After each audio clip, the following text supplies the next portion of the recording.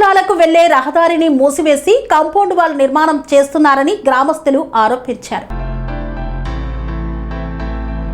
నార్సింగి మండలం జప్తి శివనూర్ జాతీయ రహదారి పక్కన మాజీ మంత్రి ప్రభుత్వ సలహాదారు మహమ్మద్ షబ్బీర్ అలీ గెస్ట్ హౌస్ వద్ద కాంపౌండ్ వాల్ ను ధ్వంసం చేసిన గ్రామస్తులు తమ పంట పొలాలకు వెళ్లే రహదారిని మూసివేసి కాంపౌండ్ వాల్ నిర్మాణం చేస్తున్నారని గ్రామస్తులు ఆరోపించారు. వందల సంవత్సరాల నుండి తాము వ్యవసాయ భూములు సాగు చేసుకుంటున్నామని కాంపౌండ్ వాల్ నిర్మాణం చేపడితే తమకు దారి లేకుండా పోతుందని ఆవేదన వ్యక్తం చేశారు. గతంలో చెప్పినా పట్టించుకోకుండా కాంపౌండ్ వాల్ నిర్మాణం చేస్తున్నారని గ్రామస్తులు ఆగ్రహం వ్యక్తం చేశారు.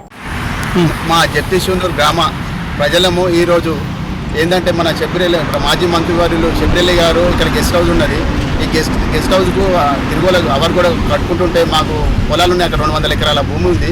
అక్కడ పోనీకి మొత్తం ఇబ్బంది ఉంది. ట్రాక్టర్ పోనీకి ఇబ్బంది, వరికోత మిషన్లు, హార్వెస్టర్లు, ట్రాక్టర్ దున్ననికి పోనీకి అన్నిటికీ ఇబ్బంది ఉంది. రైతులకు చాలా ఇబ్బంది కలుగుతుందని మేము వచ్చి మన 15 రోజుల కింద చెప్పడం జరిగింది. చెప్పిన వాళ్ళు మాకు ఎలాంటి ఇంటిమేషన్ ఇవ్వకుండా అక్రమంగా కడుతుర్రు. మళ్ళీ ఈరోజు వచ్చి ధ్వంసం చేయడం జరిగింది. మళ్ళీ ఒర్రే అక్కడ నుంచి మధ్యలోకి వెళ్ళి ఉండేది. దాన్ని గోడపొట్ట తీసుకొచ్చి ఇక్కడ మధ్యలోకి వెళ్ళి ఇచ్చారు తొవ్వపొట్ట. అది ఒక జర యథావిధిగా పోవాలని మేము చెప్తున్నాం. కొన్ని సంవత్సరాల క్రితం నుంచే ఈ తొవ్వ ఉన్నది. ఈ తొవ్వకు అడ్డంగా వేయడంతో మాకు ఇబ్బంది కలుగుతున్నది. పై అధికారులకు చెబుతున్నాము, దాన్ని పట్టించుకొని ఇరిగేషన్ డిపార్ట్మెంట్ వాళ్ళు కానీ ఎంఆర్ఓ కానీ చర్యలు తీసుకోవాలని కోరుతున్నాం. మరి మనం కూడా చెప్పి గెస్ట్ హౌస్ కాడ తొవ్వ మూసేసుడు కారణం లేదు. ఒక 30-40 ఎకరాల జమీన్లు ఉన్నాయి. మాకు పోయేందుకు ఇబ్బంది అవుతుంది. మళ్ళీ నీళ్లు, కాల్వ నీళ్లు ఒకరికనే చేసుకొస్తుండు. రోడ్డు పూట ఒర్రెగొచ్చుండు, కాల్వలు మూసేస్తుండు, మోటార్లు మూసేస్తుండు, గోడలు పెట్టేస్తుండు, పాటకులు పెట్టేస్తుండు. ఇంతకుముందు చెప్పిరట ఆల్రెడీ పెద్ద మనుషులు వచ్చి ఇవాళ వచ్చి గోడ కొట్టేస్తే సరే అని చెప్పి పెద్దలకు ధన్యవాదాలని చెప్తున్నాం. తాత కాదు మా అయ్యలు సంసారం చేసిన రోజులు ఉడుకున్నాయి. మా అయ్యలు ఈడ ఇండ్లు కట్టుకొని ఉన్నారు. ఆల్రెడీ తురుకోలు చేయంగా అప్పుడు వెళ్ళిపోయారు మా వాళ్ళు. అది పరిస్థితి. ఇట్లా గుడ్డాలు ఉడుకున్నాయి. మాయి ఇప్పటికి కోట్లు వేసాయి, గుడ్డాలు వెళ్తాయి. ఈ షబ్బీర్లు కూడా ఏ పని చేస్తుంది మళ్ళా. ఇవన్నీ రావాలి భూములే, పట్ట భూములు ఏం లేవు. షబ్బీర్లు కొనకాడికే పట్ట ఇదంతా రావాలి. ఉన్నది అమ్మకుంట, తాతకుంట ఇవన్నీ ఉన్నాయి. ఈ కట్టల పొలం తిరిగి ఉన్నామే. ఇవాళ అన్ని గోడలు అడ్డం చేస్తారు, భూములు కొంటారు, గోడలు అడ్డం చేస్తారు. ఇది పరిస్థితి. మాకు గోదకు, గొర్రెమేకకు, ప్రతిదానికి బొయ్యలగడ్డకు, బీలగడ్డకు పోయేదానికి మరి ఘోరం అవుతుంది మాకు. ఇది పరిస్థితి న్యాయమైన పద్ధతి అయితే కాదు. ఈ ఎటు కూడా మేము రూల్లో ఉన్నాం కాబట్టి ఎటు కూడా మేము పట్టుకుంటాం అంటే మాకు ఏడా ఇక ఊళ్ళో పెట్టిపోతాం. మేము రావాలా మరి? మీ ఎంపీలను చూసా మేము రావాలన్నా? అధికారులు స్పందించి మాకు ఒక సేవ చేయాలి. న్యాయం అన్నది చేయాలి. మాకు రాదారి పోదారి మాత్రం ఉండాలి. పాటలు పెడితే మాత్రం అప్పుడు కాదు. ఉన్న కూడా అయితే గోలు తెంగుతాం, ఉన్నది మొత్తం గోలు తెంగేస్తాం కూడా. అది పరిస్థితి. విద్యాశాఖ మంత్రి అలీ షబ్బీర్ గారు ఇక్కడ భూమి కొనడం కొంచెం జరిగింది. తర్వాత అందులో ఉన్న గవర్నమెంట్ ల్యాండ్ కానీ అన్నీ కానీ కబ్జా చేసుకుంటా తిరుగులే ఆభరణాలు కూడా పెట్టి ఇక్కడ అమ్మకుండా, తాతకుంటా, పడగలని ఉన్నది. తిరుగులు రింగ్ రోడ్ లెక్క చేసుకొని ఇక్కడ మాకు ఒక 200-300 ఎకరాలు ఇక్కడ పోయే దారి ఉన్నది. ఆ దారిని కూడా మూసేస్తే మేము గ్రామస్తులం అందరూ వచ్చి ఆపినాం. మాకు ఇక్కడ కాదు, మున్తాతల నుంచి కూడా మాకు ఇక్కడ పోయే దారి ఉన్నది. ఆ దారిని కూడా మూసేసిస్తే మళ్ళీ వచ్చి ఊరలో అందరం వచ్చి ఆపేసినాం. మేము సర్పంచులము, వార్డు మెంబర్లు అందరం వచ్చి కూడా చెప్పినాం.